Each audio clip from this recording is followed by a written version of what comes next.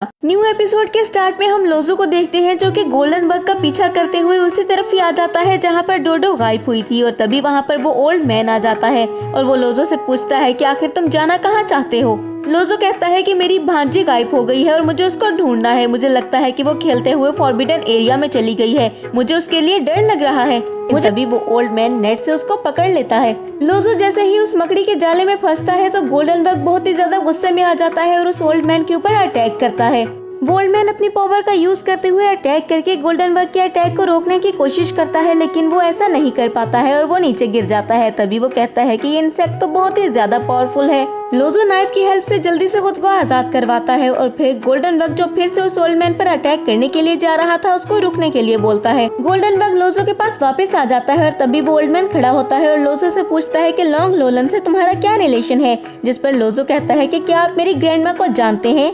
Old man कहता है कि हम एक दूसरे को नहीं जानते थे, लेकिन मैं लॉन्ग लोलन को जानता हूँ, लेकिन मुझे ये डर है कि यहाँ पर कोई भी उसे नहीं जानता होगा।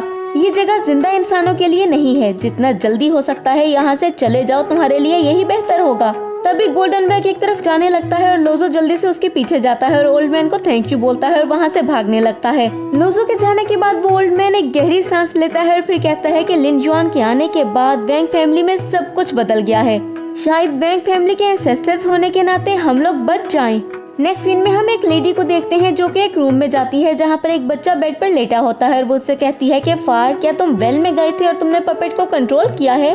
वो लेडी जैसे ही उस बच्चे यानी कि फार के करीब जाती है तो वो उसको सोते हुए देखती है तो उसको उठाती है तो वो बच्चा उठकर बैठ जाता है। इतने में ब्लैंकेट में मूवमेंट होती है तो वो लेडी जल्दी से ब्लैंकेट को हटाती है तो वो एक पपेट को देखती है। वो लेडी पपेट को उठाती है और कहती है कि वेल में जो भी मूवमेंट हो रही है वो तुमने की है ना। अभी मैंने तुम्हें कितनी बार मना किया है कि उस वेल में तुम नहीं जा सकते हो, वो फॉरबिडन एरिया है। तुम समझते क्यों नहीं हो, तुम बहुत ज्यादा वीक हो। हमें तो लिन जान हाई को थैंक्स करना चाहिए जिसकी वजह से हमें थोड़ी बहुत कल्टीवेशन मिली है और हम कल्टीवेशन के फर्स्ट लेवल तक पहुँचे हैं और उसकी वजह से ही अब तक तुम अच्छी जिंदगी गुजार रहे हो। तुम्हें पता है कि तुम्हारी मदर ने तुम्हें जिंदा रखने के लिए कितनी मेहनत की है। और तभी गुस्से से वो उस पपेट को फेंक देती है। वो पपेट जैसे ही जमीन पर गिरता है तो हम देखते हैं कि वो वही पपेट था जिसको देखकर डोडो वहाँ गई थी। वो लेडी फार से कहती है कि तुम ही मेरी आखिरी उम्मीद हो और तुम्हें प्रैक्टिस करनी होगी। तभी फार कहता है कि मम्मा प्लीज आप रोए नहीं, मुझे पता है मैं गलत था, मुझे माफ कर दे, मैं दोबारा ऐसा कभी भी नहीं करूँगा। उस लेडी के जाने पर फार डोडो को सामने लाता है जिसको उसने छुपा दिया था और फिर उसको बताने लगता है कि मेरा नाम फार है और मेरी मदर मुझे यहाँ से कहीं भी बाहर नहीं जाने देती है। मैं यहाँ पर अकेला रहता हूँ और बहुत ही ज्यादा बोर होता हूँ और मेरी मम्मा मुझे बहुत ज्यादा फोर्स करती है कि मैं पपेट्स को कंट्रोल करूँ और हर वक्त बस प्रैक्टिस ही करता रहूँ। क्या तुम जानती हो कि वो पपेट्स बहुत ही ज्यादा स्केरी हैं और उनके साथ खेलना मुझे बिल्कुल भी पसंद नहीं है और ना ही प्रैक्टिस करना पसंद है।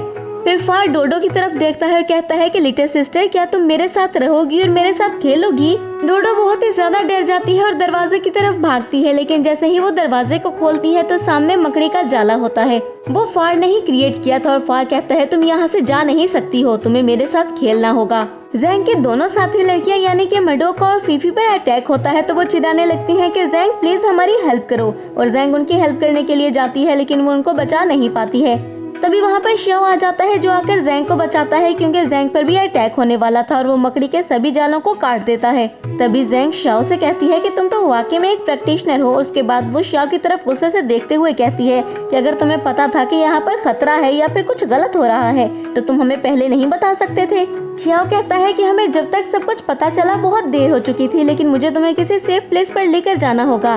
तभी जैंग कहती है कि नहीं, मैं नहीं जा सकती हूँ, मडोका और फीफी खतरे में है, मुझे उनको बचाना होगा। लेकिन तभी जैंग पर भी अटैक होता है और मकड़ी के जाले आकर उसके पाँव में अटक जाते हैं और उसको खींचकर लेकर जाने लगते हैं और वो जमीन पर खिसकने लगती है। जैंग चिल्लाने लगती है और श्याओ उसको बचाने के लिए उसके पीछे भागता है। वो मकड़ी के जाले श्याओ को भी पकड़ने की कोशिश करते हैं लेकिन श्याओ उनको अपने अटैक से खत्म कर देता है। लेकिन उसके बाद जैसे ही जैंग गायब होती है तो वो कहता है कि मैं देखना चाहता हूँ आखिर तुम लोगों को लेकर कहाँ जा रहे हो। वो मकड़ी के जाले जैंग को पकड़ लेते हैं और जैंग अपनी आंखें बंद कर लेता है और जवाबन कोई भी अटैक नहीं करता है। नेक्स्ट सीन में हम श्याओ को उसी रूम में देखते हैं जहाँ पर बहुत सारे पपेट्स थे और डोडो एक दफा आ चुकी थी। तभी श्याओ अपने उन सारे मकड़ी के जालों को तोड़ता है और बाहर आ जाता है। वो पपेट्स को देखकर एक दफा तो डर जाता है, फिर कहता है कि यहाँ पर इतने सारे पपेट्स क्यों हैं। शाओ हर तरफ देखने लगता है और कहता है कि जो भी लोग यहाँ पर आए हैं आखिर वो गए कहाँ पर हैं, इन्होंने इसे कहाँ पर छुपाया है। लेकिन तभी वो पपेट्स मूव करते हैं और शाओ जैसे ही पीछे देखता है तो उसे कुछ भी अजीब नहीं लगता है। शाओ फिर से आगे बढ़ने लगता है, लेकिन एक पपेट आकर उसके ऊपर अटैक करता है, लेकिन शाओ उस अटैक को डॉज कर लेता है। वो पपेट जमीन पर जाके गिर जाता है, लेकिन तभी शाओ देखता है कि सारे पपेट मूव करने लगते हैं और शाओ की तरफ आने लगते हैं और वो जमीन पर गिरा हुआ पपेट फिर से उठकर शाओ के ऊपर अटैक करता है। शाओ जल्दी से अपनी टेक्निक का यूज करते हुए उन पपेट्स के ऊपर इलेक्ट्रिक अटैक करता है। उस अटैक की वजह से वो सारे के सारे पपेट्स वहीं पर रुक जाते हैं और उनकी मूवमेंट भी खत्म हो जाती है, जिस पर शाओ हंसता है और कहता है कि तुम मेरे ओपोनेंट नहीं हो तो मेरे लिए प्रॉब्लम क्यों क्रिएट कर रहे हो। लेकिन तभी शाओ आगे बढ़ने लगता है तो शाओ को कुछ अजीब सा महसूस होता है और वो जमीन पर गिरकर बेहोश हो जाता है। दूसरी तरफ हम लोजो को देखते हैं जो कि गोल्डन बग का पीछा करते हुए उस वेल के पास आ जाता है और वहाँ पर आने के बाद वो गोल्डन बग लोजो की बॉडी में वापस चला जाता है।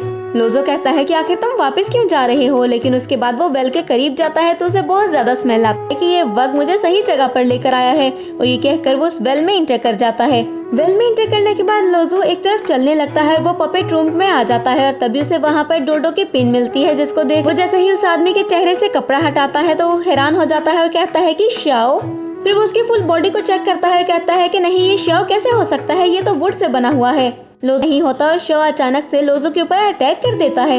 लोजो जैसे ही उस अटैक से संभलता है तो वो जल्दी से शाओ के ऊपर अटैक करता है, जिससे उसके चेहरे पर लगी हुई लकड़ी हट जाती है। वो लकड़ी हटने से शाओ का थोड़ा सा फेस दिखने लगता है, जिसको देखकर लोजो शॉक होते हुए कहता है कि ये तो शाओ ही है। लोजो कहता है कि मुझे पहले इसको होश में लाना होगा, उसके बाद डोडो को ढूंढने के बारे में सोचना होगा। लोजो अपने गोल्डन बग को एक्टिवेट करता है और उसके बाद दोबारा से शाओ के ऊपर अटैक करता है और उसे लगता है कि शायद वो कामयाब हो गया है, लेकिन ऐसा बिल्कुल भी नहीं था और शाओ दोबारा से पपेट बन जाता है। लोजो कहता है कि ये तो काम ही नहीं कर रहा है और इसके साथ ही हमारी ये एपिसोड यहीं पर एंड हो जाती है। तो फ्रेंड्स, मैं उम्मीद